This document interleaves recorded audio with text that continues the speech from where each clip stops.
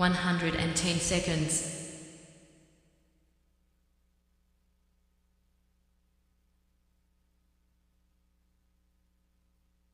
100 seconds.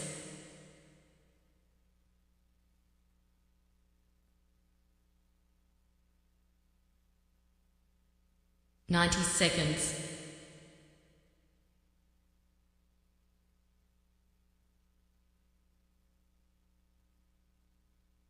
80 seconds.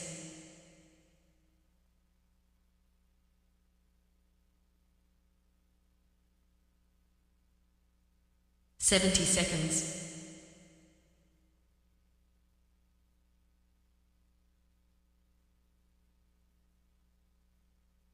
60 seconds.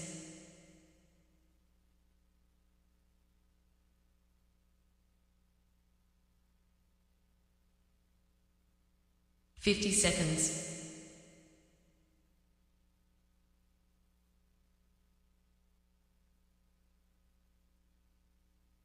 40 seconds.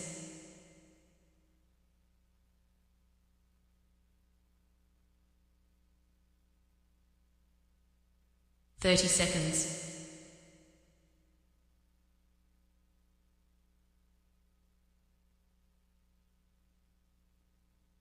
20 seconds.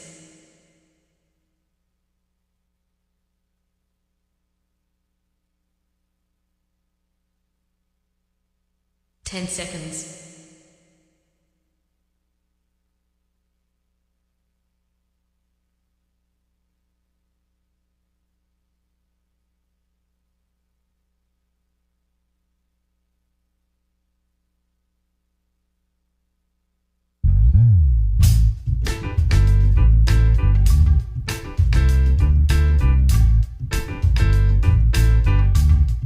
'Hi. My name's J.C. McCauley. I'm Nyesha McCauley, and you're watching AccessTV.org.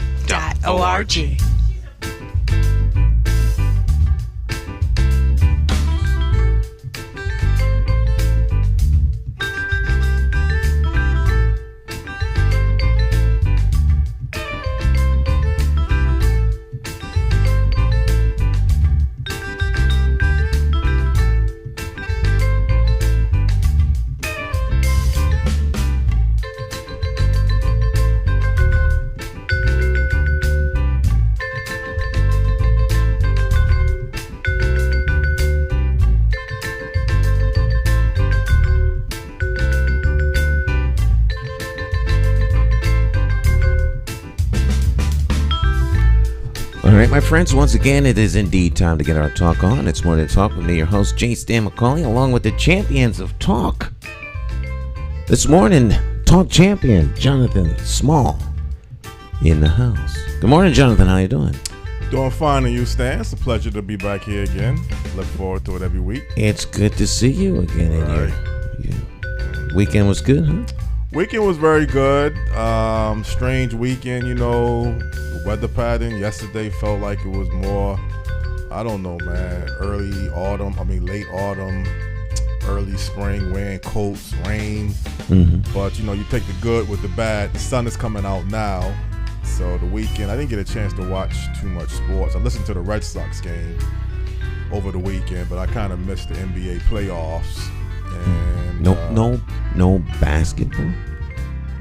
No, I was catching a little bit at the airport, but not glued in for the entire game. You know, really couldn't watch the entire Lakers game. I don't even know if the Lakers even won or not.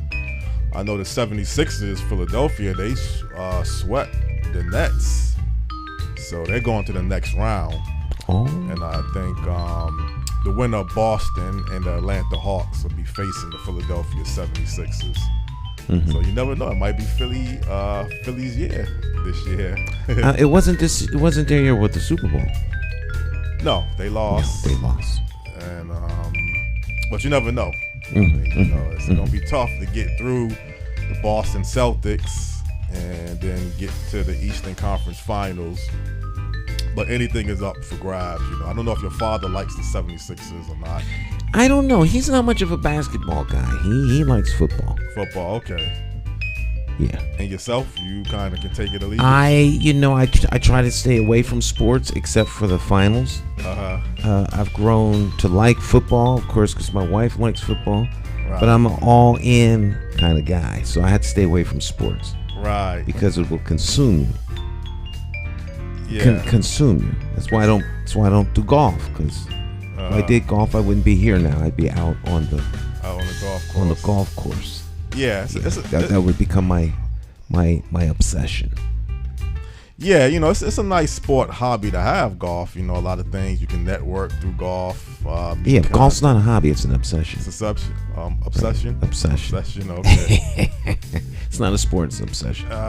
You got to be good though, real skill to hit that little ball in that right. hole. And then your opponent is yourself, and you got to get better than you were the day before. And the only way you do that is be out there hitting, swinging. And so that's just me. That's not for I can't say that about everybody, but for me. And so I have to stay away from these kinds of things because I'm an all-in kind of guy. And that's a good way to really think about life. You be all in. And you told me that one time before. If you're gonna make a major deal or a major move, you got to be all in. You can't be have your leg in the water and have one leg out of the water. Yeah. You got to get in the pool or stay out of the pool. Get in or out. In or out. So I like that concept that you have. Yeah. And everything. And I'm the kind of person that I don't like to get involved with something if I'm not serious or I'm committed about it. I know that may not be the best way sometimes to do things. You're not going to become a serious activist because you're just not committed towards it. It's just I can't fake things like that. Well, that's why now my wife and I are the same. So our approach is burn the boat. Okay. When you land on shore, burn the boat so that the people like you can't go home. Can't go. Right. You are gonna be either you're gonna die here or we're gonna win. Right. We're all in. And for those of you that weren't, there is no escape. Just forward march to victory. But you're saying that like in general life? Well, we tend to be like that with everything we undertake. If you're gonna do it all the way, and go for it. No prisoners, no hostages, just victory. Well, that might be a good introduction towards our topic this morning because I don't think I think you got some type of beliefs towards our topic that we're going to be talking about today, but you're not 100% sold on it. So. Oh, no. It's not that I'm not 100% sold. No. I don't know in what context you mean when you say 100% sold. Committed towards making a change. If we're going to make a structural change in the state of Connecticut. I'm absolutely committed to structural change. So this topic that we're going to be talking about, you would be actually... We'll find out when we talk about it. That's the best way. Bring someone of an expert on. We bring an expert on. We're going to have a great conversation of that. I'm assured. It is Monday. We always have special guests on Monday because it's Special Guest Monday, and so we always let Jonathan do the high honors of introducing our special guests. So. Well, good morning to people out there on Morning Talk Live with J. Stan McCauley Talk Show. This morning we have a returning guest, actually, to Morning Talk Live with J. Stan McCauley Talk Show. We've had the pleasure of having him on two separate occasions, and the third time definitely should be the charm.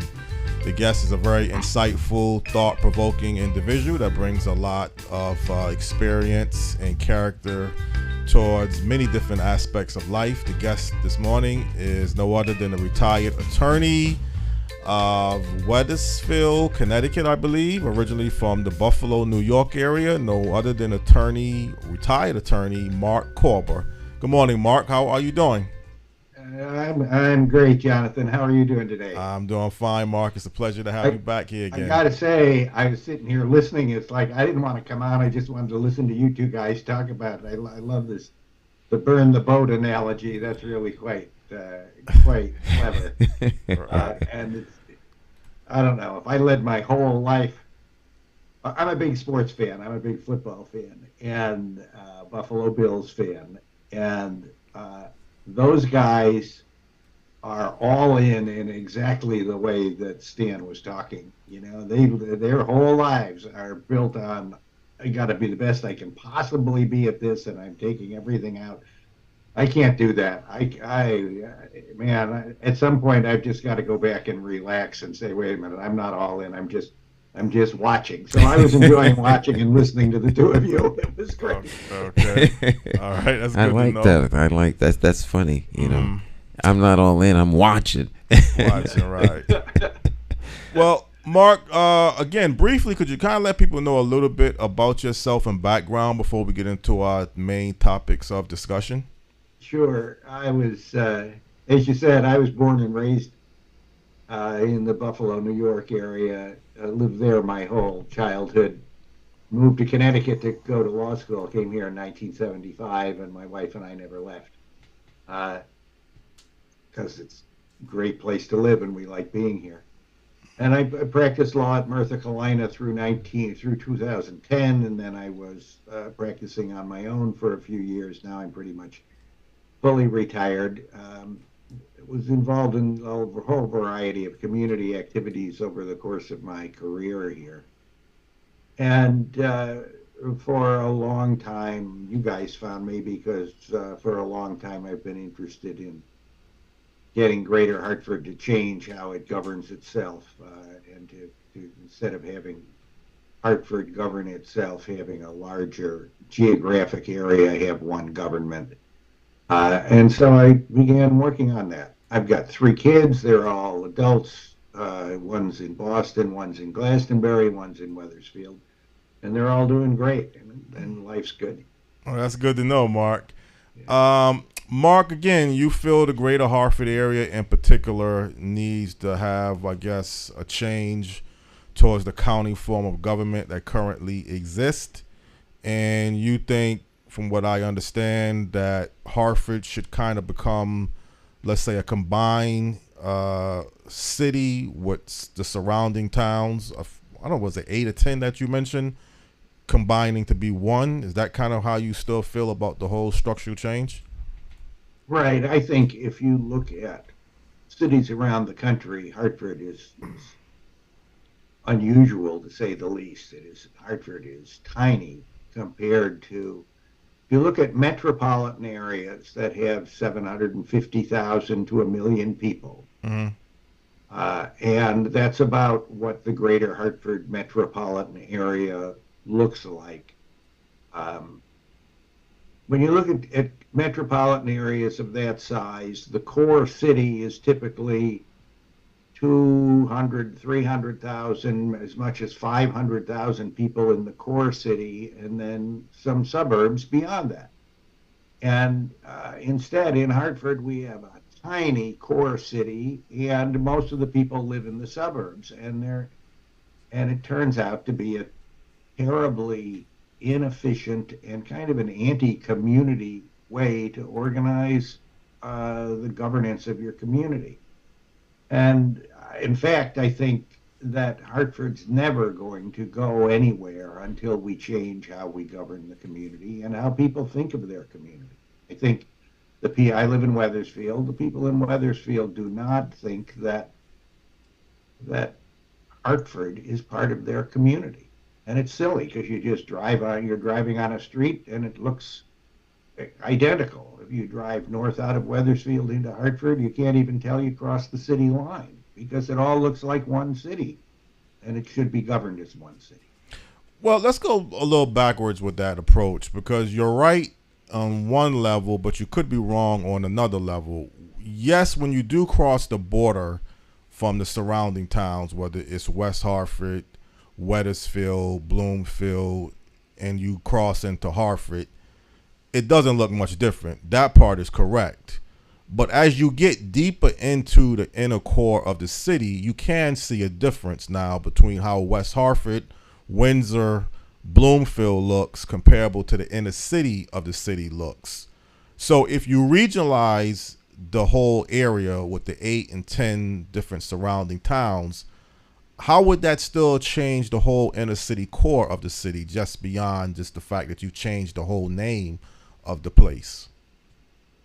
Well, you're never going to make the inner city of Hartford look like West Hartford Center, and no cities around the country do that. Every city has poorer neighborhoods and wealthier neighborhoods. Every city has better developed and more poorly developed areas of their city, and that won't necessarily change. I'm not naive enough to think that that we're going to create some kind of utopia here. But what is different is that in all the other cities around the country, the people who live in those poor neighborhoods are governed by the same city and the same government as the people who live in the wealthier neighborhoods. And the result of that is that all of those communities are sharing their collective wealth, they're sharing their collective talents. There is a natural cultural mix in the cities that doesn't exist so much in Hartford. In Hartford, what's particularly bad, I think, about the way Hartford is governed, is that the people in Wethersfield, for example, don't think that the people in Hartford are their neighbors. They don't think they're part of the community they live in. People in Wethersfield think my community is Wethersfield. People in Windsor think my community is Windsor. In similarly sized metropolitan areas, the people who live in what we call West Hartford are voting side by side with the people we call Hartford.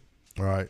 And the result is that those people think of each other as, to use Stan's metaphor, they're all on the same boat. And so they're collectively and together looking to solve problems. People in Wethersfield or Newington simply do not care about what Hartford's problems are because it's not their problem. And so I think the change isn't so much that isn't going to make Hartford look like Bloomfield or look like West Hartford. The change is going to make all of the people recognize that they're working together to make this community better, instead of having all of those people thinking they belong to separate communities and don't need to care about the other one. Well, Mark, I usually debate Stan about this over the past couple of weeks, and now it seems like I might be debating you about this issue. I think what you're saying is true. The people in the surrounding towns don't care about Hartford because there's no benefit for them to really get involved or do anything about the city of Hartford. Mm-hmm. But just because somebody would care, I don't know, again, if you made it one whole city, that when you say they would care about the city, okay, a 12-year-old girl gets killed in the inner city of Hartford. Yes, they don't like the fact that has happened, but are they going to be so committed or concerned to say that we need to do something towards gun violence? We need to do something towards the open-air drug market? Caring about a situation as a whole city, you may care that you're paying your taxes now into the city of Hartford, so you want to be aware where your money is going to. You want to be aware of how the school system is being operated. So I do see some good benefits about, regionalize it towards one city. You don't believe in a utopia world that, we could kind of eradicate poverty or eradicate the drug problems that exist. And it's beyond just the core inner cities. So caring about a place because you're a part of the city is one thing. Having some real changes that needs to be corrected, I think, is a little bit different. Kind of bring you into this a little bit early, Stan. Do you think it would make some dramatic changes if we just regionalize Hartford as one whole city? What Mark is I think the change you're thinking about is different than the change that Mark's talking about or the change that I'm talking about. Okay. I think you're thinking that regionalization is going to bring about some like almost a magical change. But it isn't. It won't. What it does is it creates a region. Mm-hmm. To Mark's point, I had the pleasure of recording for, I don't normally name clients, but I had the pleasure of recording for Hartford Next, which was formerly Hartford 2000. Right. And this weekend they had a whole community engagement, and one of the conversations that happened as a result of what the facilitator was doing was the sense of the neighborhood revitalization zones or the communities. Mm-hmm. And in Hartford, the communities don't think of themselves as Hartford. Right. I mean, the localization of everything, the little fiefdoms, is so bad in Connecticut that it's seen everywhere. And in Hartford, the 17, 18 communities, depending upon what you consider downtown or Bushnell Park part of the community, they all think of themselves as separate. Right. Oh, we're behind the rocks. You're in Hartford. No. We're behind the rocks. We're Blue Hills. Oh, we're Asylum Hill. We're downtown. Downtown's different. I think if they could all have their own school system, police force, and mayor, they would. And that is counterproductive. In Hartford, it's so bad that one side of the block is a different neighborhood than the other side of the block. Yeah. It's absurd. Hartford is a city. It's a whole city. And the people have to start to think of themselves as a whole city. And to Mark's point, the region has to think of itself as a whole region or as a whole city. So Hartford would be the region. Connecticut is so small. Stan, can I add something there? Absolutely. I think what you said is exactly right. And I've read some things that say that Hartford's kind of unique in the notion that we have these 18 neighborhoods or however many there are in Hartford. I can't identify them. I don't know what they all are, but most cities around the country don't talk about themselves about these micro neighborhoods that we seem to be focused on. But more to the point, and Jonathan's question highlights exactly what the difference would be like. It wouldn't be an overnight difference. It would be a long-term difference. But right now, when a 12-year-old girl tragically dies on the streets of Hartford because of what is continuing gun violence, and the city council meets to talk about it and do whatever it is they think they might do about it, nobody in West Hartford cares because, which is not fair to the residents of West Hartford. There are plenty of people in West Hartford who care. But collectively, West Hartford doesn't care because it doesn't have anything to do with their town. But if you merged Hartford and 6 or 8 other towns into one normal-sized city, you would have a city council where 2 or 3 of the council members were representatives of West Hartford. And representatives of what is now Hartford would be raising the issue of gun violence in their city at the city council, and West Hartford would be very involved because their council people would be sitting at the table and they would be part of the discussion. They can't sit there and say, sorry, it's not my problem anymore. Right now, Wethersfield says to Hartford, sorry, not my problem. And it's wrong. Well, one, it's wrong just because we can solve everybody's problems better if we work collectively.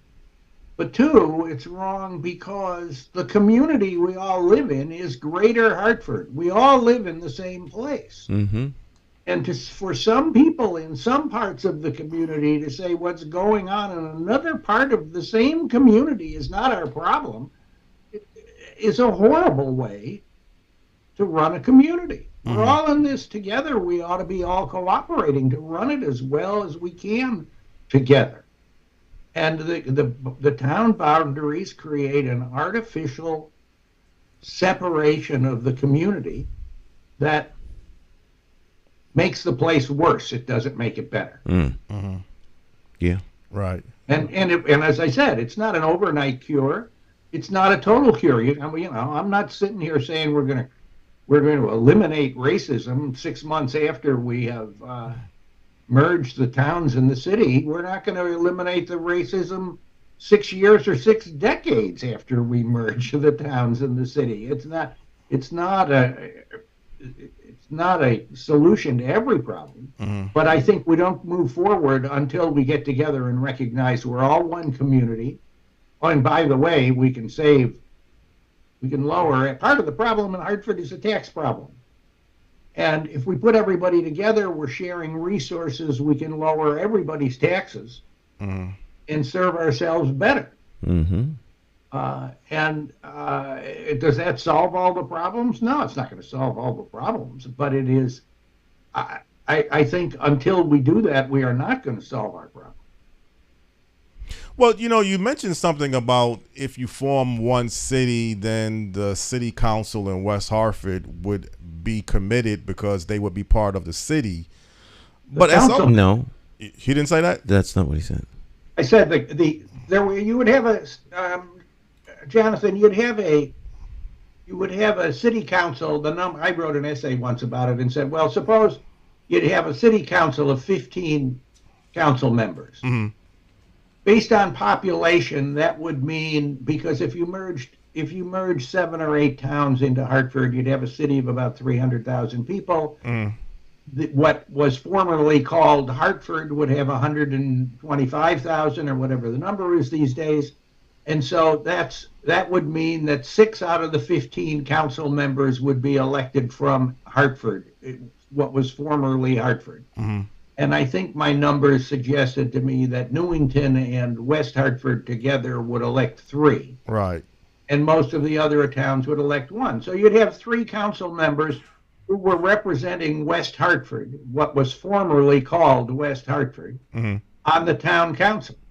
And when the 5 or 6 council members from Hartford showed up and said, we have to do something about these shootings, or we have to do something about the sewage problem, or we have to do something about whatever it is that those 5 or 6 councilmen were talking about, the 3 councilmen who represent West Hartford can't sit there and say, I'm sorry, I'm not interested. Mm-hmm.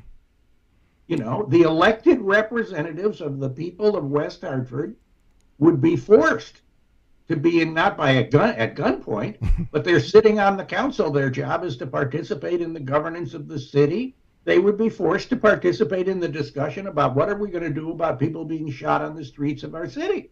Right now, the West Hartford Town Council, if you raise that at the West Hartford Town Council, they would say, I'm sorry, that question is out of order. It's outside our jurisdiction. Right. You're right.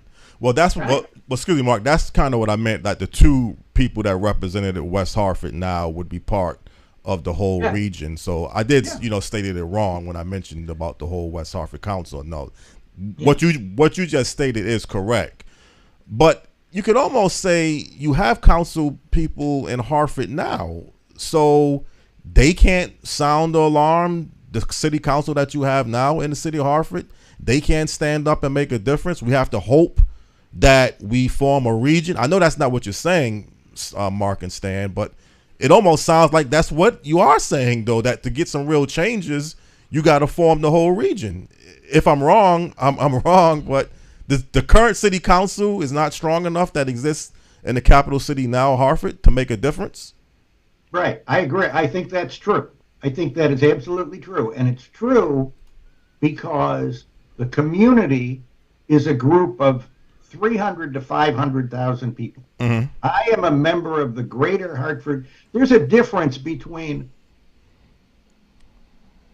what is the community and what is the political subdivision. Mm-hmm. And the problem that we have, the only way you can govern a community properly is if the size of the political subdivision, the town, is the same more or less as the size of the community. Mm-hmm. And asking, take my body as an example. I've got 2 arms and 2 legs, and I'm one being. I'm like Greater Hartford. And I am one community. Asking the city council of the city of Hartford to solve that problem is like asking my right hand to solve the problem and saying to my legs and to my left hand, don't bother, it's not your problem. We'll solve this problem with our right hand. Mm-hmm. Okay. We should all be put together so we can use all of our hands to solve the problems in our community. Mm-hmm. Yes. And that's why I'm not saying that Hartford's incapable. It is incapable in some ways. It doesn't have enough resources. One reason it doesn't have enough resources is all the other people, the left hands and the right and left legs, aren't using their resources to help solve the problem because we let them keep all of their tax dollars. Mm-hmm. We've got to do it all together. We are one community. You can't, there isn't anything you can do about that. We all live together in the same space. We drive on the same roads. We go to the same malls. We go to the same movie theaters. You know, the people in the suburbs come downtown to go to Duncan Park. We're all living in the same place. We're one community. We have to govern ourselves as one community, and we all have to work on it together. Yes, Mark. That's my point. Right, Mark. That's true. But also the people in West Hartford and the surrounding towns, they don't send their children to one school system. They do send their children to their own school systems in West Hartford, Simsbury. So that is a big difference, though. Just that alone, where you send your children to school, I think it makes a big difference. So if you change the whole region as one, would that go towards improving the current Hartford public school system as well? Over the long term, absolutely. Mm-hmm. Absolutely. You'd have one school system with one superintendent of schools and 10 high schools. And over time, this is another thing that it was not going to happen immediately. You know, if I could merge the towns and the cities, 2 years later, all the same kids would be going to Hall High School, all the same kids would be going to Buckley, all the same kids would be going to East Hartford High. It's not, you know, you're not going to merge and create some kind of master busing system that is taking kids all over. You know, everything's going to be the same after you merge. But we're going to have one government. You're going to have one board of education. And over time, it's that one board of education will do a better job doing curriculum development, having kids. Some kids would start attending classes at some other schools, depending on where Chinese is being taught, or depending on, you know, wherever a special program exists. Over time, there would be serious improvement. Not to mention, there would be more resources available to help all of the schools. Mm-hmm. I mean, if you just look at the simple numbers, if right now we have, with Hartford and 7 towns, we have 8 superintendents of school. Mm-hmm. Okay, if you merged them all into one, you'd have one superintendent and a couple of assistants. Mm-hmm. Right. So there's 4 superintendents of school that you don't have, and instead of those people being superintendents, you can pay them half as much, and you've added 4 teachers to the faculties of it. If nothing else, you've added 4 teachers. There are nobody around the country. Well, let me give you this example. You'll like this one, Jeff. There is no city that I'm aware of around the country where anybody in this, with one exception, there is no city around the country where people in the city are saying, you know, why don't we divide up our school system and have 8 separate school systems instead of 1. Nobody's doing that. Mm. The only place that I know of where it's happened in the last 3 years is in Buckhead, which is a suburb or a neighborhood in Atlanta. Right. It's occupied by rich white people who want to separate from the city so they don't have anything to do with the rest of the people living in the city. Mm-hmm. That's the only place that I know of that wants to divide and run a system that looks like Hartford's. Mm-hmm. And the only people there who want to do it are the rich white people who want to separate themselves. It's just, you know, what we do is just demonstrably the worst way to manage a school system. Will it make our school system better? Yes. Will it solve every problem? No. But until, I mean, when West Hartford has its own school system and Hartford has a separate school system, how can you possibly address the inequities, the educational inequities between the two? The West Hartford system says, I don't care. I don't have anything to do with your system. That's like asking West Hartford to help solve Hartford's educational problems is no different from asking the Board of Education in Des Moines, Iowa, from helping Hartford solve its school system, school issues. Why should West Hartford have anything to do with fixing the streets, violence, anything in Hartford? They don't have any more interest in it legally than Des Moines, Iowa. Well, you said the key word, though. Legally, they don't have no authority to do anything directly. I mean, you can always do certain things underneath, underlining issues, but legally, they can't do. The West Hartford can't authorize the West Hartford Police Department to come into Hartford. That's right. You can't make those changes. But Stan, let me kind of bring you back into this question. I mean, into this conversation. You're running for mayor this year in Hartford. I think I asked you this in the past. Would you prefer to become a mayor of the current city the way it exists now, or would you like to become the mayor of the region city if it was, changed structurally to the greater region that Mark is talking about? Or doesn't make a difference? I mean, the question's an interesting question, but it's built on a couple of I guess theoretical concepts as you're placing. I'm running for mayor here because I don't like the way things are being managed.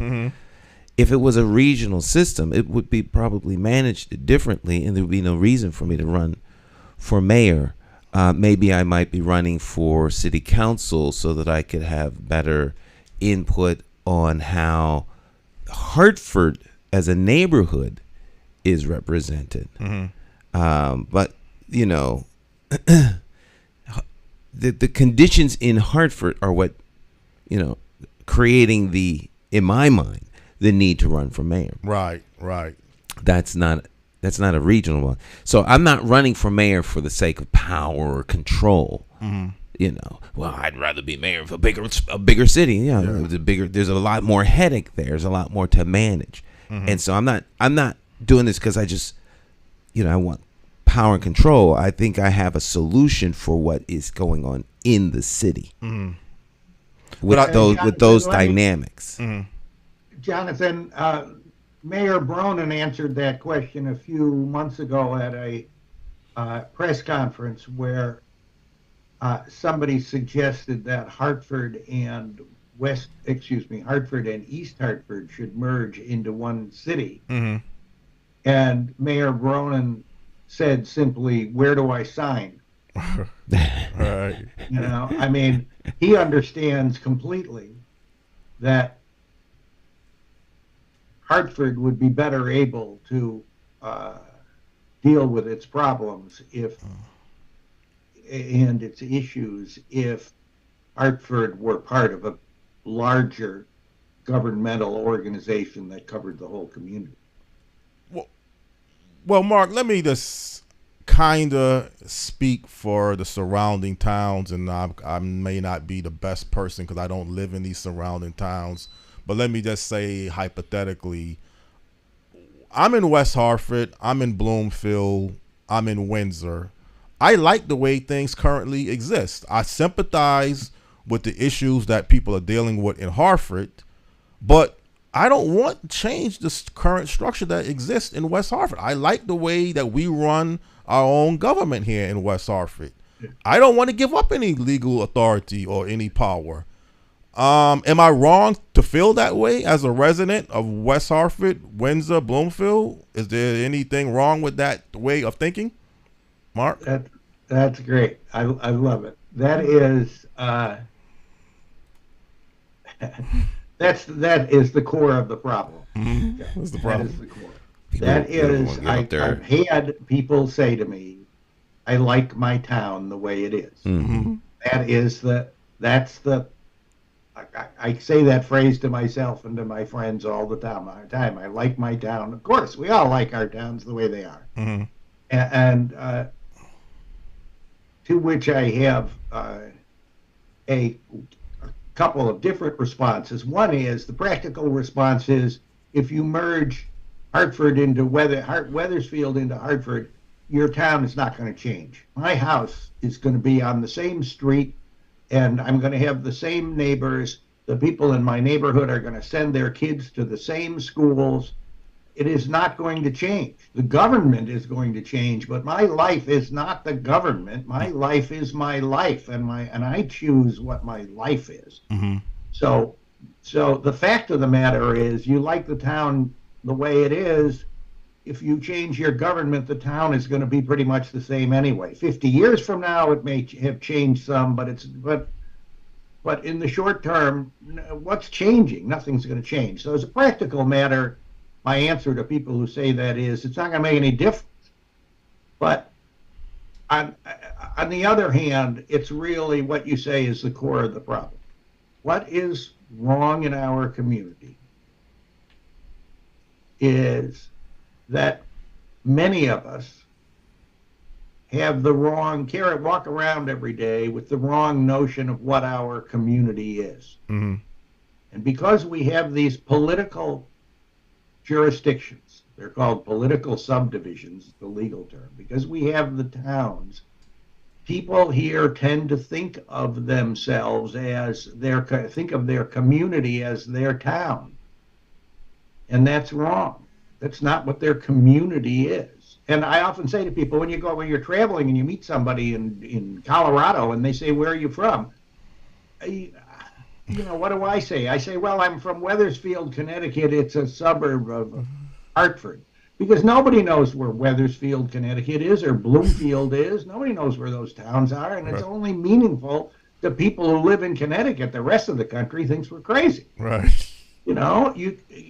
And so my community is Greater Hartford. That's the community I live in. And the problem with the people who say, I like my town the way it is that they have been misguided into believing that their town is their community. And it's not true. West Hartford is my town if I live there, but my community is still Greater Hartford. Mm-hmm. And the problem when people say, I like my town the way it is, what they're really saying is, I like my neighborhood the way it is. Right. And fine, I'll leave your neighborhood the way it is. Will you please just change the way you're governed so we can all take care of our community, which happens to be bigger. Right. But so you're absolutely right. And the problem, my wife always tells me, says, look, you have to recognize that no change in terms of a group of people who are suffering, they can talk and work all they want to fix things, but the reality is that the people with the power are the ones who have to fix it. Right. And she always says it in terms of women's suffrage and women's rights. It's like women didn't give themselves the vote in 1920. Men did, because men were the only people who could vote. Yes.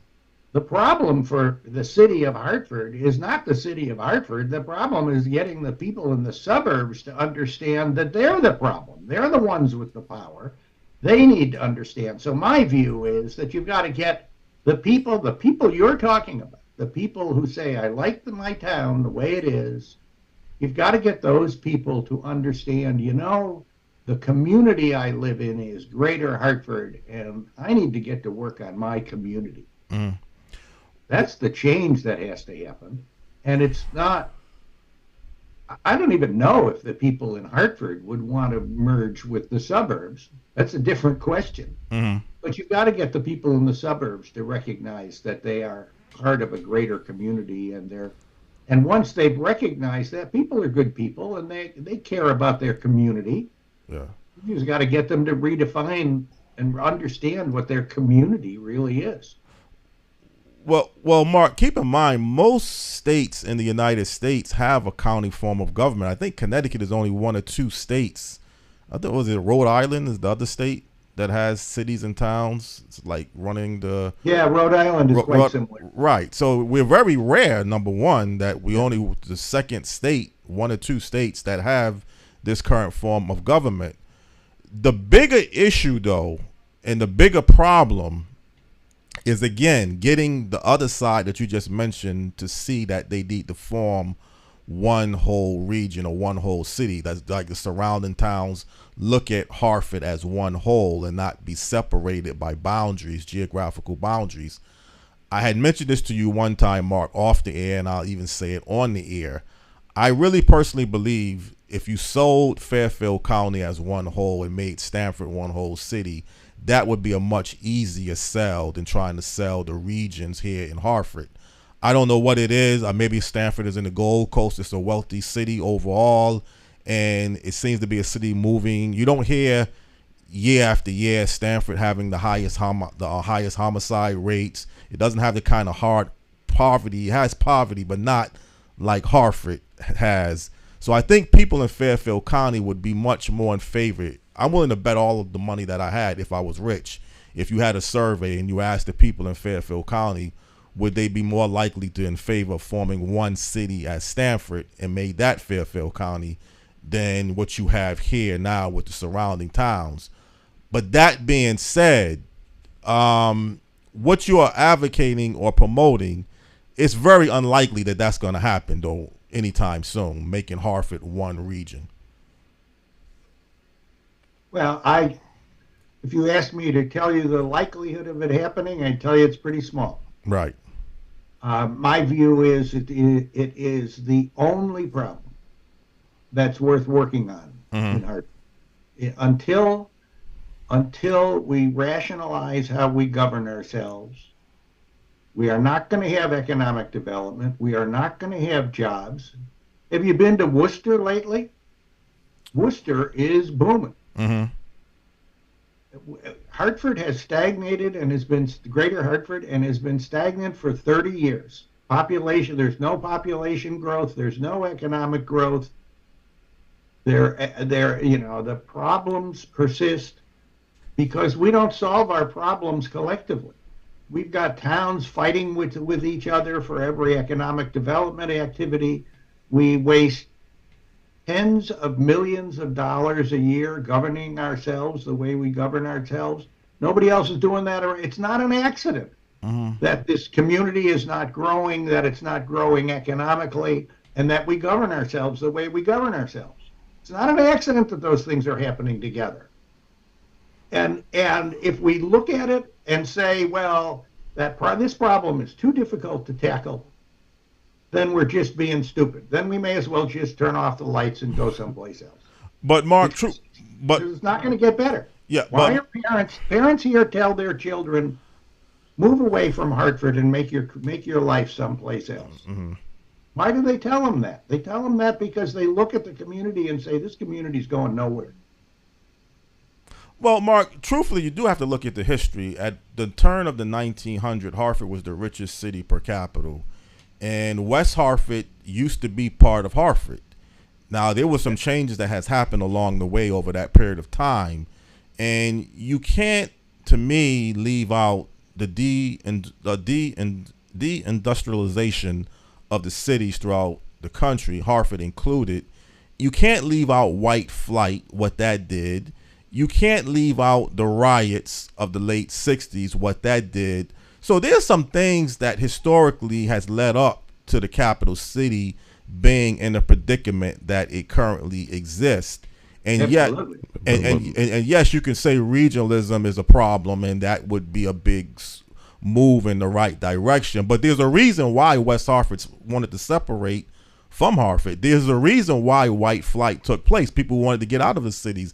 You can't offset these reasons and say that they didn't make a difference towards the way this current city exists today. Well, but you're right about the history. Mm-hmm.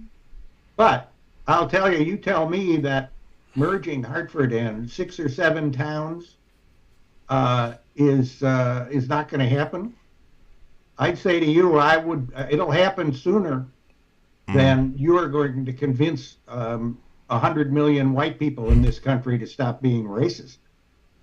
Racism is a problem that that makes merging the towns look like a simple problem. Right. And what I'm saying is, you can go talk to the people of West Hartford all you want and say you got to stop being racist, and they're going to say, "What are you talking about? I'm not a racist." That's the conversation that always happens. Right. That conversation is going nowhere faster than my conversation when I go to West Hartford and say, you ought to merge with Hartford, because I can say to those people, you know what? If you merge with Hartford, your taxes will go down. Right. I don't know if that's true or not, but if it's true, that's something they'll listen to. And what I'm telling you is that the people in West Hartford I live in Wethersfield. I won't pick on the people in West Hartford. I live in Wethersfield. The people in Wethersfield say, well, what's going on in Hartford is not my problem. Right. Okay? And I'm telling you that if I can make the people in Wethersfield recognize that Hartford is part of their community, once I recognize that community, then I recognize those people who live there as my neighbors. Mm-hmm. And when I recognize the people living in Hartford as my neighbors, that's the day I begin to stop being a racist white person. Because now I view those people as my neighbors and my friends. And that's the way I can attack racism. I can't go to the people in Wethersfield and say, you ought to stop being racist and help the people in Hartford. That does not sell, in part because they don't even understand their racism. But they understand community and they understand neighbors. And that's the start, I think. But Mark, what you just said, is that really racism, or what you're talking about would be almost like socialism? You want a certain class of people to give up a certain level of power and control that they currently have or think they have, but let's just say they have, and redistribute it to the people that don't have it. And also, that's not what I said. That's not, but it sounds like that's what you said. I'm talking about democracy, Jonathan. Mm-hmm.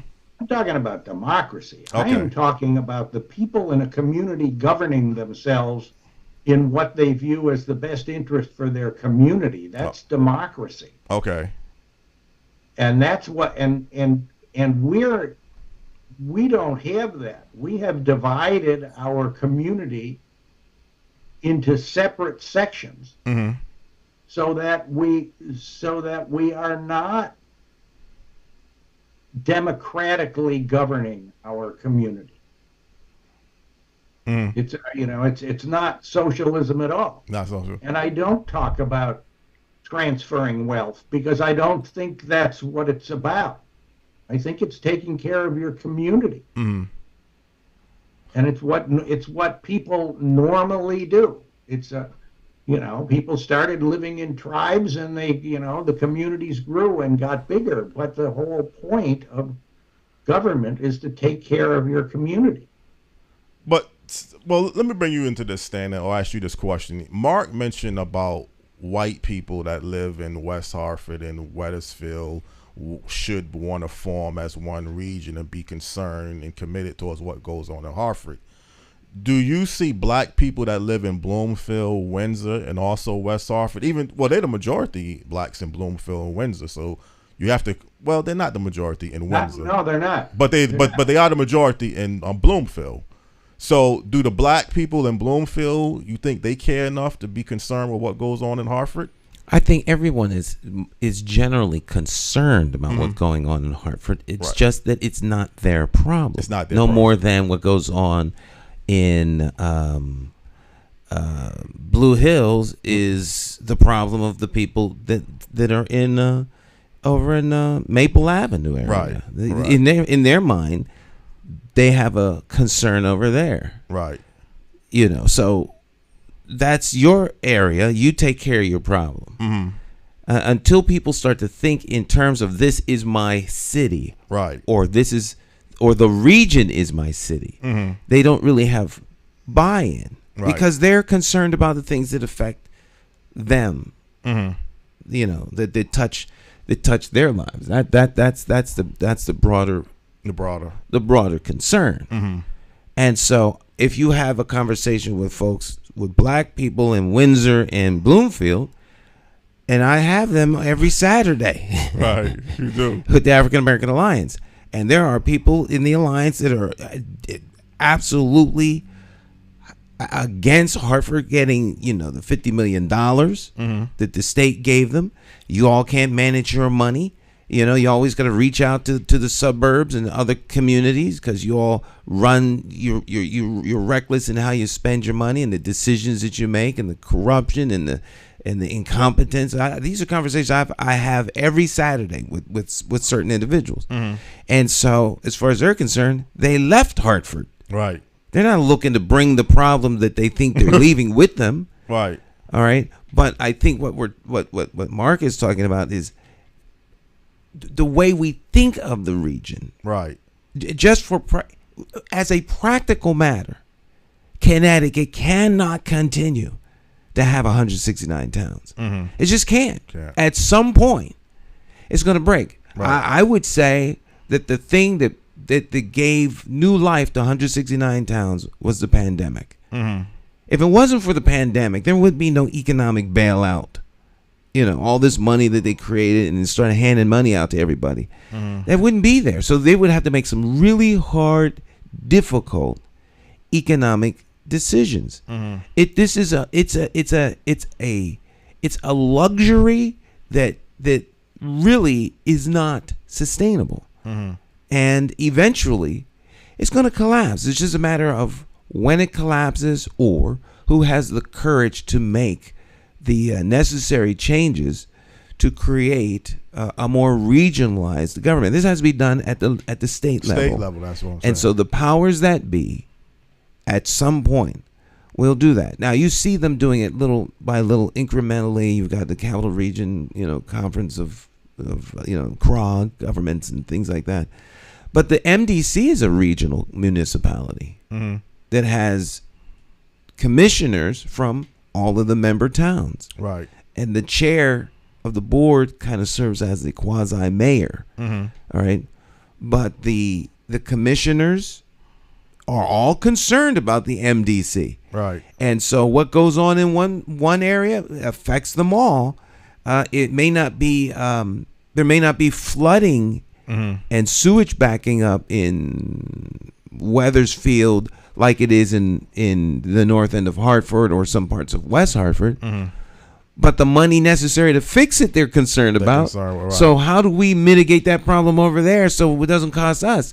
And of course, the people over on the north end of Hartford, you know, when they hear Weathersfield say, "Well, our cove is flooding out with sewage, and we're downwind of the plant," they say, "Well, we don't care about that.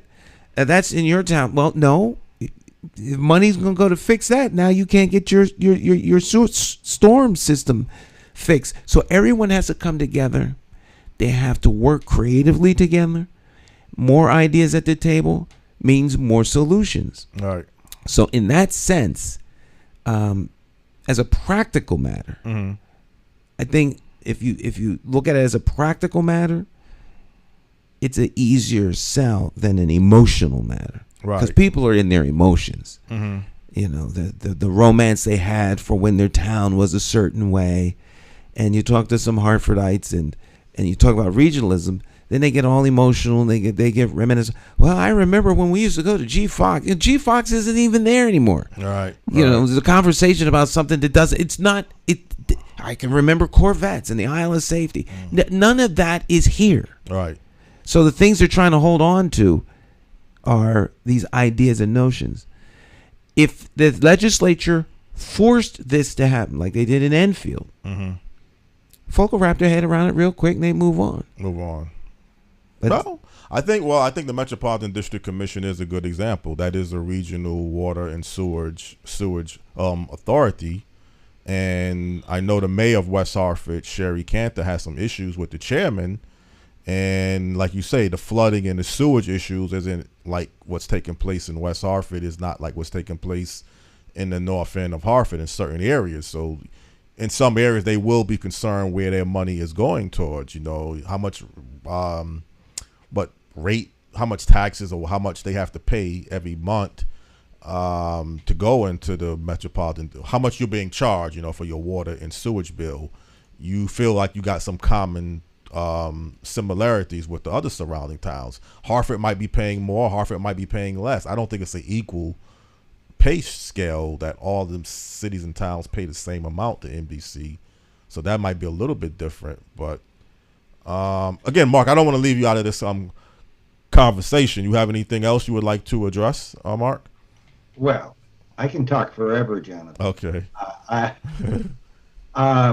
First, I got to congratulate Stan because he said it better than I say it. And the thing that he said that people really ought to focus on, I think, is forget about what your heart is telling you. What I'm saying and what Stan just said is anybody who understands how this community operates and looks at it from a strictly practical point of view can tell that the way we are organized doesn't make any sense, and that there is a much better way for us to be organized.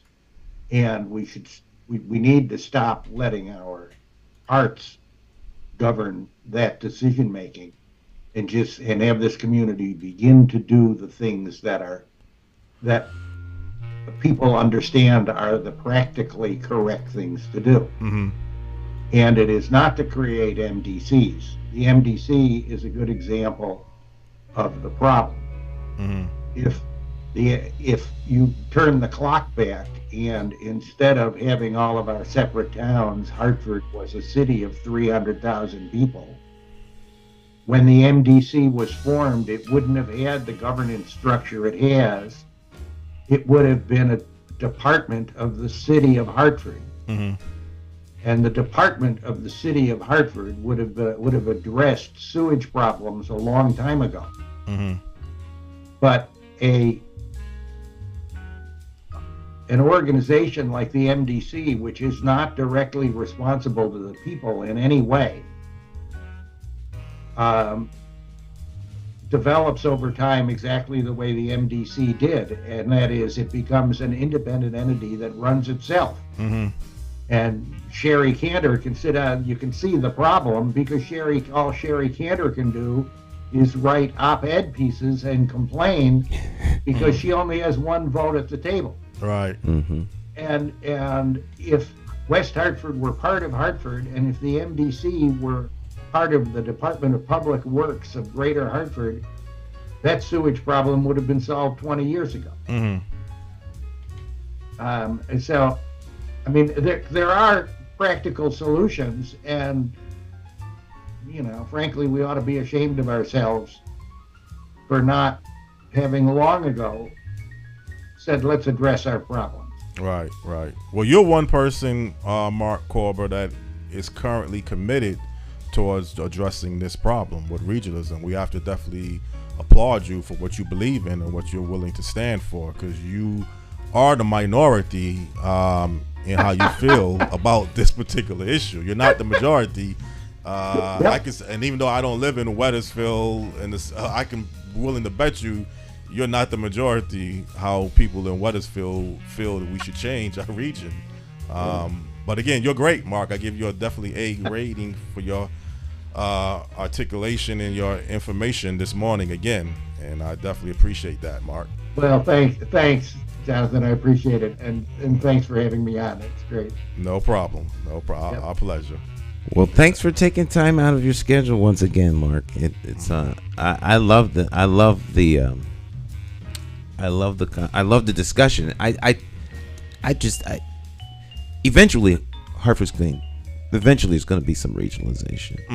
Well, maybe not, but it should. but then maybe not. Yeah. I mean, we'll all see, or Right. our children will see. Yeah. Right.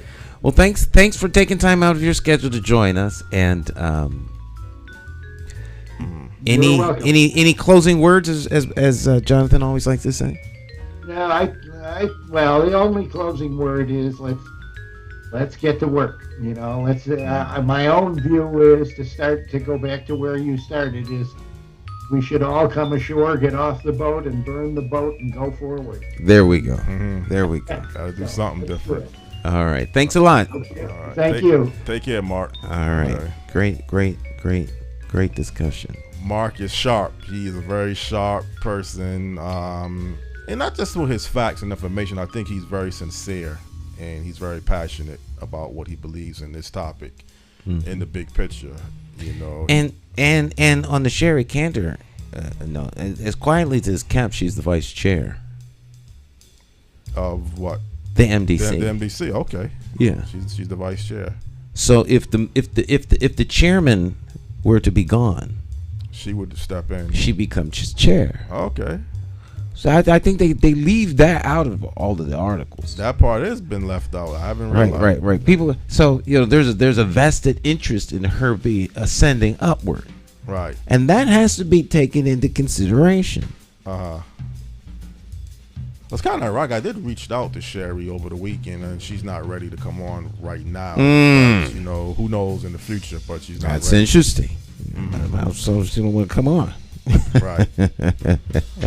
Well, I mean, her staff did indicate that her schedule wouldn't be available until June. So, I mean, I'll always like to give people the benefit of the doubt. So, she didn't say she wouldn't come on. She just said she's not ready to come on. Do you think she'd stop by here to pick up a check for $1 million? I think she would be. I think if that check was available, she would. I got to change my schedule. Change your schedule. So right. She could probably make a little adjustments to get on. People do what they want to do. They want to do. I agree with that. People do what they want to do, and they do what they have to do. There you go. All right. Stick and stay. We'll be right back. Take a short break.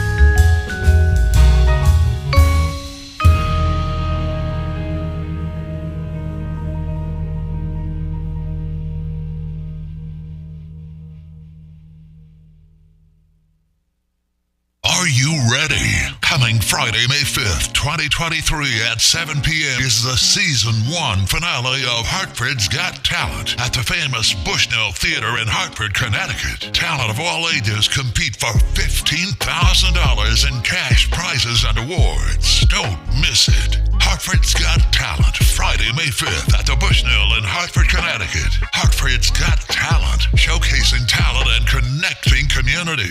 For more information, visit www.hartfordsgottalent.org.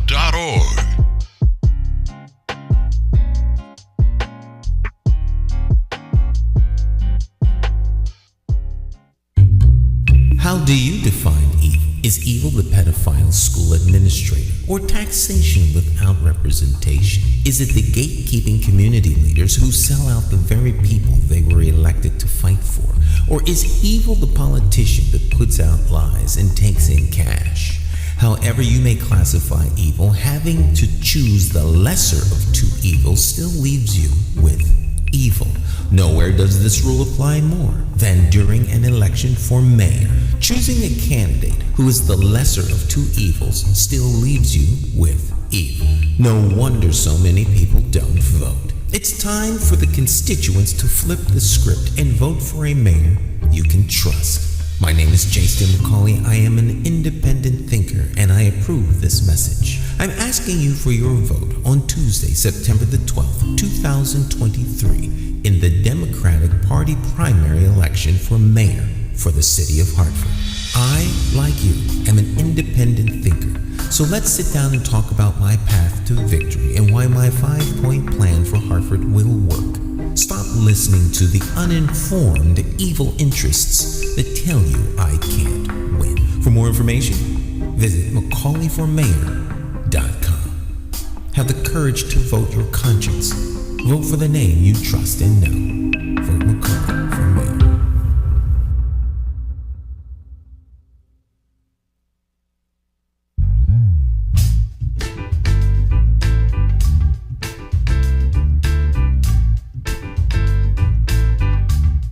Hi, My name's J.C. McCauley. I'm Nyesha McCauley, and you're watching AccessTV.org.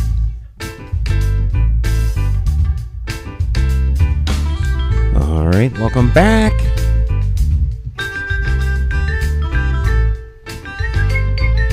Love this song.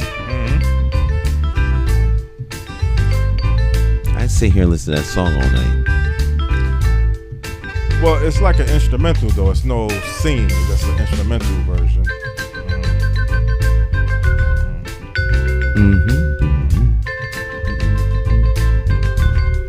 All right, let me stop. I have to get my head out the music here. All right, welcome back. It's Morning Talk. Jonathan Small, Talk Champion. So, were your questions resolved? You asking me related towards regionalism? I mean, it was clarified. I think the bigger picture that I was looking at is the community, making some erratic changes beyond just, saving money, as Mark Korber mentioned, people being concerned from the outside as one whole city. I think the questions on that level has been concerned, but he did answer the other questions too. Some of the major problems wouldn't be eradicated just like that. And, right. So I guess you can say the questions and clarification was better. I was really concerned with you. I thought you and Mark were I thought you were totally against regionalism. Absolutely. Absolutely not. I'm not against regionalization. I think regionalization is a necessary eventual outcome for practical purposes. Right. I'm a pragmatist. So for practical purposes, regionalization is going to become necessary. I'm not promoting regionalization. Right. Like the current mayor was doing, and probably still is. I think Hartford's problems can be addressed if there was an emphasis focused on something different. I've not seen that emphasis happen. So if you're trying to get downtown New Haven on the northbound train, you're never going to get there. And I don't care what you do until you change the direction, you're not going to get to where you're trying to go. Right. And so, all things are intentional. Nothing happens by accident. And as our guest did mention, there's a reason why it is the way it is. And so, Hartford could be prosperous, much more so than it is, if people wanted it to be. Yeah. Well, I think the key want and having the plan, you have the want and the desire, and then you have the commitment to do some things. I mean, there's certainly, when you get into crime and, your poor educational, you mentioned last week, I don't know how much percentage of people that's illiterate in the city, but it's a high number that you had mentioned last week. Yeah, 60%. I've heard as high as 61%. I like to say 50 to be on the safe side. But suffice it enough to say that 50% of the adults in Hartford are functionally illiterate. That means they can't read an ATM machine. Right. If you can't read an ATM machine, then you're in trouble. That means you also can't read information about politics. Right. About your government. About a lot of things. So you're left out of the loop, and you're relegated to the hearsay. So all you know is what someone else tells you. You can't verify, research, or double check anything for yourself. And that puts you at a disadvantage. So you're easily bamboozled because someone could just say something to you. Well, not only that, but today, knowing how to read or write is far more important than it would have been 100 years ago. I'm pretty sure there was many people that couldn't read or write 100 years Well, ago. you can get by without reading or writing. I mean, you can have artificial intelligence write something for you. AI can write something for you. You can get other people to write stuff for you. There are ways that people cope, obviously. So there are coping mechanisms and workarounds, but you can't be engaged in your kids' homework. Yeah. Because you don't know how to read. Right. And so there's a disadvantage. So, you talk about parental involvement with your kids' school, but you ignore and don't address the fact that some of the kids' parents can't read the homework. Right. All right. And then you want to know why when parents come to school, they feel less than. And then the teachers treat them in a less than way. Or administration treats them in a less than way. For your child's safety, we're not going to let you in the building. That's not a problem. Tell my kids to come down to the office right now. Why? Because I am withdrawing them from your school. Yeah. Now tell me how my kids can't come in the building. I mean, I can't go in the building where my kids are at. Well, there's other people's kids. I do care about other people's kids. My kids are in here. Right. You tell me I can't come into the building where my kids are and come into their class? Then your building ceases to have functional use as far as I'm concerned. I will take them somewhere else up to and including schooling them at home. Well, that's what will happen when you have choices. And see, everybody is not equipped with that ability to homeschool. You can't No. Everyone's equipped. Everyone's not willing to make that sacrifice. There's a difference. Okay. Everyone is equipped to do what they want because people are equipped to do what they do. People make choices. They make choices, but your choices become limited if you can't read. And so that is a citywide crisis. If we were a nation, it would be a national crisis. It needs to be addressed and it needs to be resolved. Right. Well, I'll tell you that from what I understand, and I don't know, I mean, might be mixing apples and oranges. What the NAACP is going to have a meeting this week towards gun violence in the city. Man, I got to be careful what I say because it may come across the wrong way.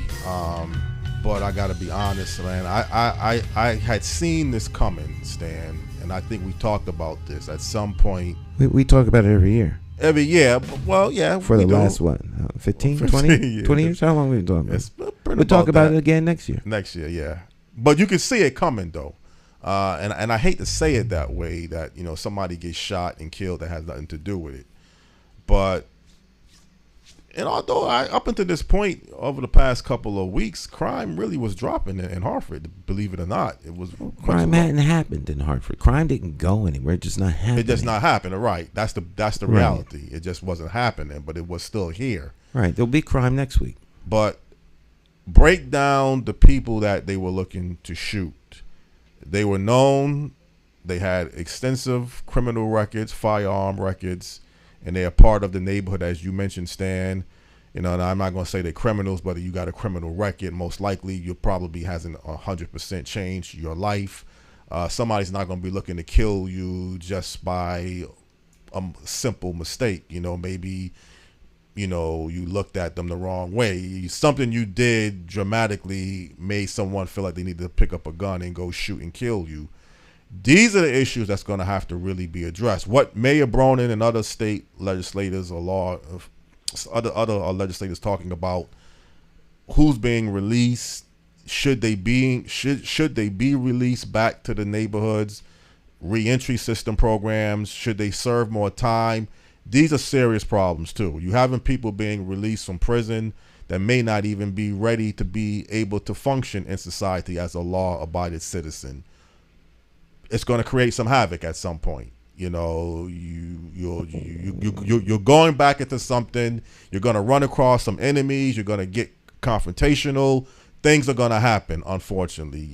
So this not just and I'm willing to say these are systemic breakdowns. And it's a national problem. I know you're concerned always locally, and I can respect that, but it's a national problem, and there's a national common denominator.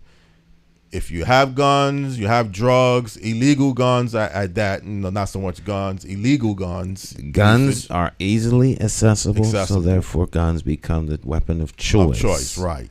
This is not a gun problem. Right. It's a people problem. Right. And if guns were outlawed tomorrow, people would still be finding ways to kill one another. And until that is addressed, you will continue to have people resolving their conflicts by taking the life of those with whom they have a conflict with. Right. They push people off buildings, down a flight of steps. Mm-hmm. There's a reason why in the high-rise projects they put gates over everything. Right. They don't do that in luxury buildings. Right. There's no need to. So if you kill somebody, you push them off the cliff. Mm-hmm. Stab them. Right. Hit them in the head with a hammer, baseball bat. Mm-hmm. Molotov cocktail. There's lots of ways to kill people. Right. And there's many, many ways people do die, unfortunately. Hit them with a car. People act like... They act like the problem is the device with which the person chose to neutralize somebody. The problem is the headspace of the people who are engaged in wanting to kill another human being. Well, that's the bigger problem to correct. Talking about guns might sound like it's a quick solution, a quick talking fix. About guns. To Mark's point earlier, you will have an easier time resolving racism than you will removing guns from Americans' possession. It's not going to happen. So they love to talk about stuff that's never ending. Yeah. And not going to change. Banning all assault weapons and things on that. Right. level. Well, people aren't killing. They didn't kill that. They didn't drive down the street with an assault weapon. Yeah, a regular handgun. Right. Most killings but it's a circular argument that it pulls attention to people. It pulls attention to groups. It pulls attention to politicians. People talk about it like they talk about the weather. They have no control over the outcome with the current conversations that they are having. Yeah. If they really want to have conversations, and they need to put in place things that mitigate those kinds of activities, which is a return to a moral standard, a return to life-affirming decision-making, where the value of life supersedes death. Right. There's protection for the unborn. We don't kill the seniors. Right. There are certain things that we do, and then we wonder why the outcome in the society is what it is. Right. And people don't want to talk about that. No. So they talk about the manifestation of the problem or the symptom, but they're not ever attacking the cause. There is a causality that can be linked to all of the decisions that have been made to where we are now. So if you want to fix this stuff, then you have to go and reestablish. Right. If water's leaking out of the dam, then fix the dam. Don't start finding ways to handle the water. Fix where the water's coming from. So you don't really like to have these type of conversations just to have a conversation, though. I know you stated that in the past. You don't like to just have meetings and just say, and I'm not saying you're against the NAAC upcoming meeting about violence, but that's not your best approach, how you like to operate, Stan. You don't like to just meet just to be meeting and talking and then nothing comes out of it. Right. What's the solution? If we're meeting to put together I don't mind supporting anybody or any group. I don't mind working on anyone's idea. But if I'm the genesis of the idea, if it's coming from me, then I want to work on something that's going to work. Right. Otherwise, I'm wasting my time. It's never a waste of time to help someone else. But if I'm going to engage as an initiator of a thing, it's going to work. Right. Well, I can look at it this way: the Greater Hartford NAACP,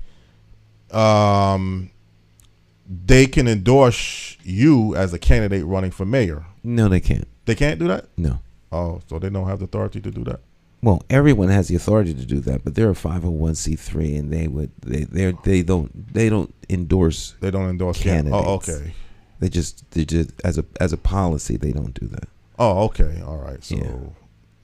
there's nothing. Then They may quietly get behind someone, but they can't endorse. but they don't endorse outright endorse. Okay. So there's no need a meeting talking about whether they can endorse and work with your campaign then and endorse you as the mayor. Okay. Well, I'm glad you clarified that. All right. Yeah, I mean, it's not much to really say about violence and gun violence. But I think you stated it, the fact that people don't care about your life, and People don't care about life. Right? If it would be nice if people did. Because a lot of what you were talking about earlier would require people to care. So the moral compass of people is not pointing toward true north. It's pointing toward self. Right. So as long as self is glorified, as long as self is deified, as long as self moves forward, then they're good to go. Yeah. So if people are concerned about other human beings, then their decisions are always going to be what is in the best interest of this person. Not my best interest, their best interest. We live in a society that puts self-interest first. Yes. What's in my best self-interest? When it comes to elections, they tell you vote your interest. Right? Right. And then the real architects of the architects of political policy and systems will have no problem telling you there are no permanent friends, just permanent what? Interests. Interests, yeah. So you have people trying to cozy up and be friends with people who your friendship doesn't mean anything. Relationships matter only in the sense that it takes relationships to move interests forward, but don't confuse relationships with friendship. Right. Well, you told me that a long time ago. When I first started with this hosting or co-hosting or producing, many of these guests are not my friends. Just because I can book them as a guest, we're not friends. We're not going out eating dinner. And they're not going to be concerned. Right, spending the night after a day at the pool. Right. Couple rounds of golf. Now there has been some that I could say has been more like associates, but not still not friendships where we're going to go out. Right. You have associates and you have casual friends. Casual friends, right? Like Clarence Thomas has a friend. They go vacationing together. Friends do that. Yes. A lot of people don't see that they don't think it's possible they can have friendship because they don't have friendships like that. Right. But there's families that go vacationing together every year. When I say families, I don't mean like families. I mean there's this family and this family. There's no relation other than the friendship. The kids are friends. And they go places, they go vacation, they go fishing, skiing, they go to Vegas, they go on cruises. And so these are deep friendships. And there are some people who form deep, lasting friendships. Others see people as assets and things that they could use to meet and get to a certain objective. Right. All right. The political class is famous for that. So they need you in order to get into office. Right. So now you're their friend. Until you get into office, then they're not friends anymore because they were never friends. You have a relationship, but the relationship was established on meeting their interests. Their interests, right. No permanent friendships, just permanent interests. That's why they could throw you under the bus with a heartbeat. Yeah, you have to learn about that part of life too, who are your real true friends and who are just absolutely there for your personal interests or their interests or mutual interests and associates and things on that level. But still, let's not get away from the big problems. I mean, another person was killed by some hit and run driver on Farmington Avenue, Gillette Street. Very unfortunate, very, very horrible, unfortunate incident. Yeah. The best that one could do is create an atmosphere where that kind of activity does not happen. Accidents happen. So the driver should get out of the car and wait. Wait, right. Render aid as best they can and wait, not run. Right. But when you have a life-affirming society, you do what's in the best interest of the life that's in the least. Well, this is the second vehicle death over the past month. I think the last one was this basketball coach on Main Street and up by the West Indian Club. Yes, by the West Indian. So Rosemont. The reputation, I mean, how people drive in the city of Hartford is not just a perception. I mean, these give strong evidence that you got to really be on your P's and Q's. Because Hartford is lawless. It's lawless.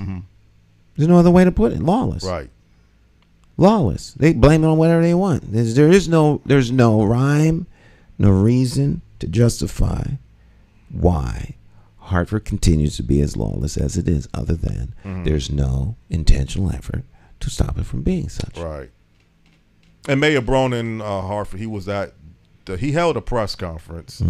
There was a big visual and rally on Huntington Street where a 12-year-old girl was killed. That drew a lot of people. But I don't know what Mayor Bronin's plan is going to be beyond this, though. He's only going to be in office for 6 more, maybe 6 to 8 more months. So he has till December the 31st. So he still has time, to really do something or address something. He seemed very broken down at the press conference. I'm sure he was. Yes, I'm sure he was. This is a horrible tragedy for everyone in the community, and he's human and he is affected by it just like everyone else. His office is different than him as a human being and as a person. Right. And so many people are touched by it. Many people are frustrated by it. Many people are angry. And people express their angers and frustration and remorse and loss in different ways. So, everyone does not express grief the same. But unfortunately, these kinds of incidents happen. Right. The question is, what is going to be done to try to eliminate this from happening again? And how practical are those? I've covered vigil after I've covered so many vigils that I don't cover them anymore. Yeah, I was going to ask you, were you planning to cover this one? But I figured I don't cover vigils. You don't cover vigils anymore? No. Okay. Because you have to be careful of you cover certain things and then it becomes normalized. It becomes normalized. This is not a thing to cover. My intention is to make people aware of a thing, not celebrate it. Right. So at some point, there's a very fine line between making known and celebrating. We don't want to get to a place where we celebrate loss, and the loss brings us together more than the life bringing us together. But I think you also stated in the past that you don't like to give people the impression that this is all that exists towards the negative things in the city of Hartford. You kind of like to show balance. The news is going to report incidents like this anyway, so you don't have to really provide information about the incident. You could have had it like a press conference, and you could have had more time than your local news affiliates. You could have covered the whole event. Again, you don't need a press conference to make people aware of something. Well, let me rephrase that. If there's an incident that happens, that is the news. A press conference creates opportunity for the press to hear about something that needs to be noised abroad. All right. We need solutions, not a press conference. Yes. We need to memorialize the loss, so you have a vigil. Well, to be honest, Dan, I think the 3 people, I don't know their situation. The 3 people that were shot at, they need to be they need to be heard. I mean, they need to express exactly what's going on with their life, because somebody trying to kill you your life is still in danger. The person hasn't been captured, so I don't know how people like the Hartford, the community that cares, they work in this area. But, these 3 people, whenever they are released from the hospital and back on their feet, if they haven't already been released, I would assume, they need to be reached. I mean, they need to get their life in order. Right. I'm sure there are efforts being made to do just that. Okay. So there are systems and mechanisms in place to talk to individuals who have been targeted for, what they... No, it's not like... It's not like there isn't something being done. Mm-hmm.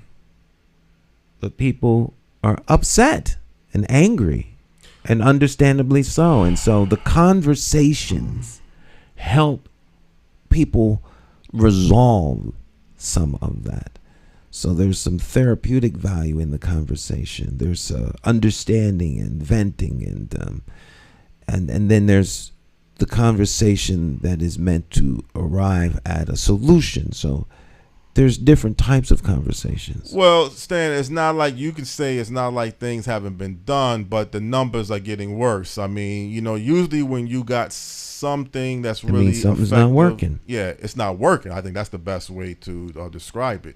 Right. You could say with all true fairness, something is trying to happen to make something better, but the numbers are not looking like they're really working. And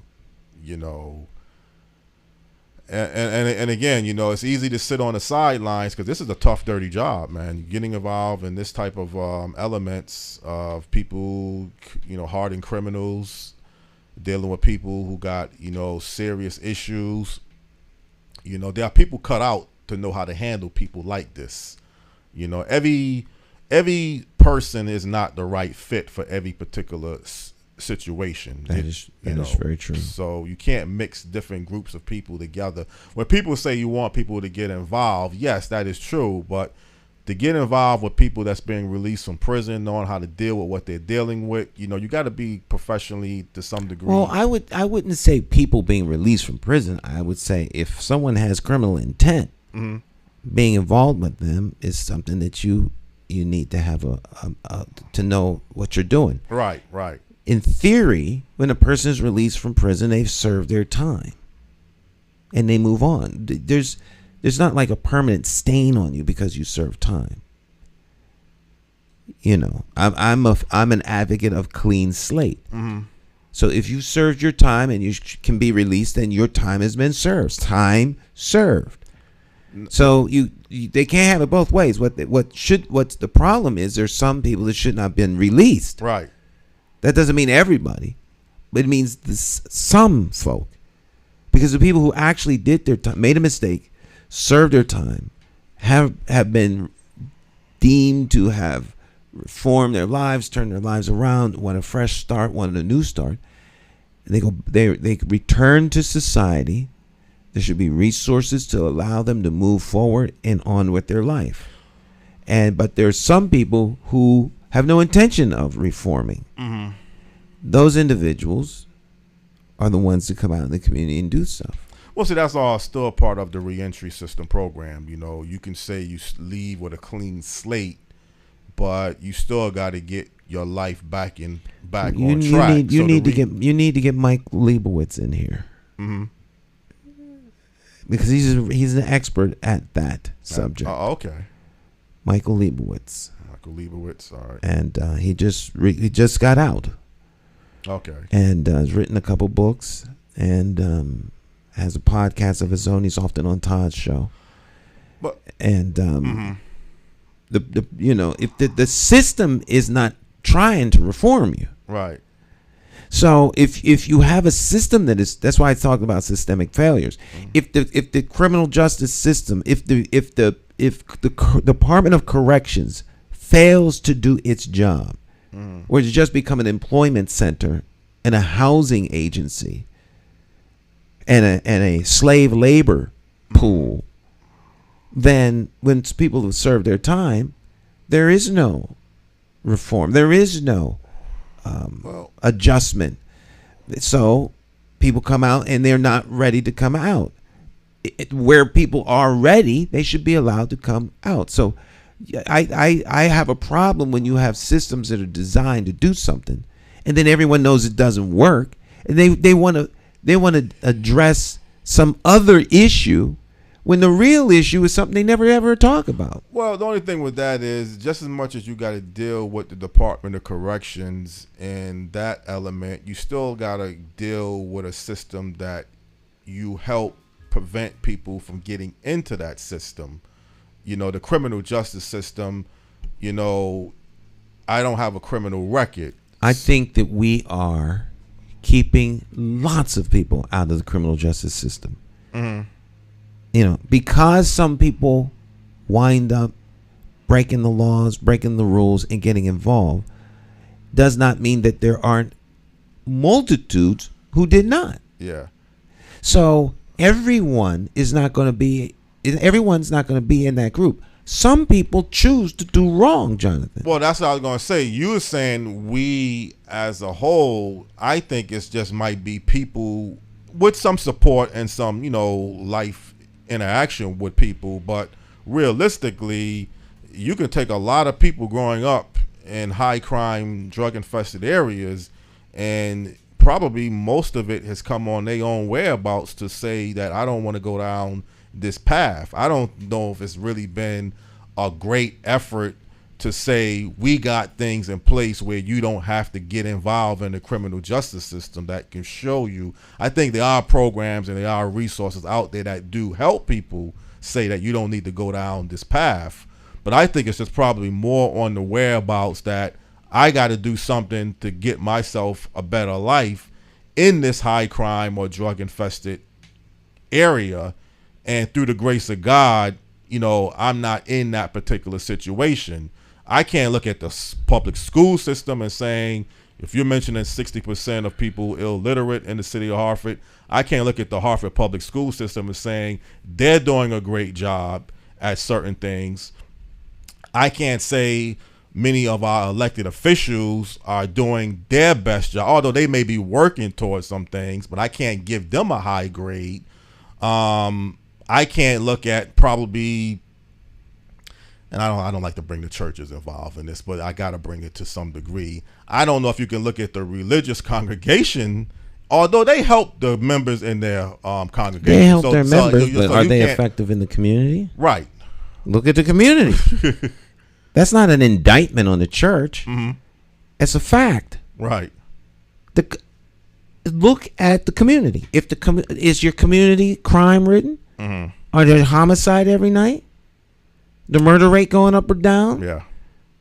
It's a crime happening around churches? It is.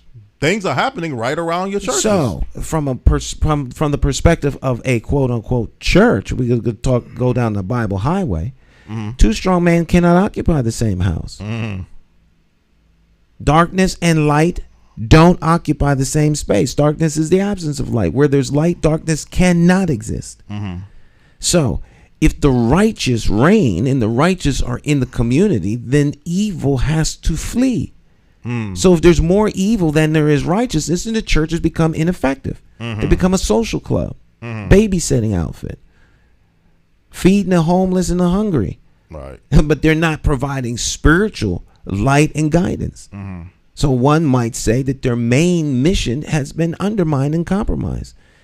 And they alone have to give the account for that. You can't blame that on anyone else. Mm-hmm. You know, so where is the moral compass that we should be having in our community? If the moral compass stops pointing north, when folk get out of prison, when people decide to start to go the right way, when they weren't going the right way, they were going the wrong way, they want to get right. Well, they have to. Where is right? Mm-hmm. And that's a big problem. When the signposts are taken off the road, it's very easy to get lost. Mm-hmm. You take the guardrails off the winding road on the mountainside, it's easy to go off the cliff. Mm-hmm. Now, if someone wants to do wrong, if they want to go out and live whatever way they want to live, that is their choice. Right. But when the time comes in their life that say, you know what, I want to get my act together, and they start looking for how to get their act together, when there's no rescue ship and you're trapped at sea, you're done. Well, that's what and that's what the churches should be. Yeah, well, that's what I kind of meant. You know, it's one thing to say we have a society that people grow up and many people don't ever engage in criminal and being involved in the criminal justice system. But if you could really pinpoint in saying, well, the schools are the real impactful reasons, your business communities are really making a difference, to say there's no even need for you to even thinking about becoming a criminal, because there's so much things that we are willing to work with you. You know, I don't think the residents, and I've said this, probably it's not about thinking, I think the residents are not put first.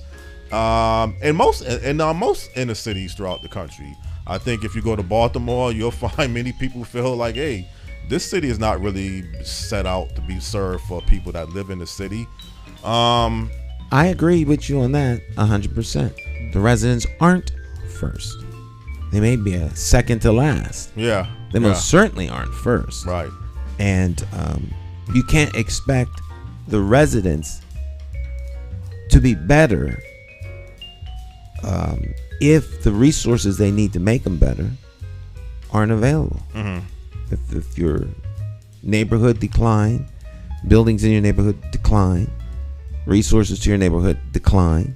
Right. You see resources other places going up, increasing. So if they're going up in other communities in your town or city, but yours is going down, that means that there's an unequal distribution of those resources. So their success is at your expense, and that plays on people's mind after a while. And so, you know, the powers that be are more than well aware of this. This is not rocket science. This is like 101. They know exactly what the outcome is. They can predict the outcome.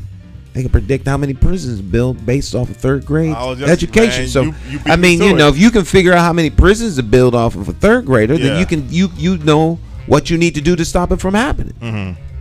And so these are forecasts. They're almost like industries. As I say, there's no need for cotton because we are the cotton. People are the cotton. You're the cotton. But again, even with all that aside, I know you still have a high standard, Stan, that you can understand why certain things are taking place in the city. But I think one time, I don't know, I won't say Senator Coleman was endorsing this, but he was responding that maybe paying criminals, remember I had mentioned this to you before, paying criminals or paying some gang members not to do crime. You know, it's almost like I said, being extorted by the community. You can't accept that. We can't say now, okay, you incentivize the criminals, yeah. You gonna pay me not to do crime? Yeah, pay not to do crime. I'm gonna become a criminal and not get paid not to do crime. Yeah, or maybe it was the shooting or killing. Maybe, you know, as long as you don't. I've heard this before. If you want to sell drugs, you can sell drugs, but as long as you don't do the shooting and the killing. But that's kind of hard to prevent. That's a problem too. You know, it is. Selling drugs is a problem thing. Right. Illegal drug sales are a detriment to the community, and it's also breaking the law. Irrespective of what people want to rationalize in their own head, so it's against the law. So, you can't accept that. As just, right. We're not gonna bother you as long as you just sell drugs. But now there are some things that people have to understand are reasonable because things are going to happen, and you know. So where are drugs sold? How are drugs sold? What communities are they sold? So, you know, as I like to say, Hartford doesn't have a drug problem. Avon does. Right. Simsbury does. Glastonbury, Wethersfield. A lot of the druggies are down at Hartford Hospital working. But Hartford is the doctor staff. But Hartford, and then on their way home, they pick up a couple of, you know, white shirts. Yeah, it doesn't have a drug problem, but it has a drug crime problem, and that is enough. You can say that the people are not in Hartford supporting the illegal drug underground economy, but clearly the shooting over this turf and these things are taking place mostly in the drug stores. You know, people are not going out to Avon shooting someone over a drug deal gone bad.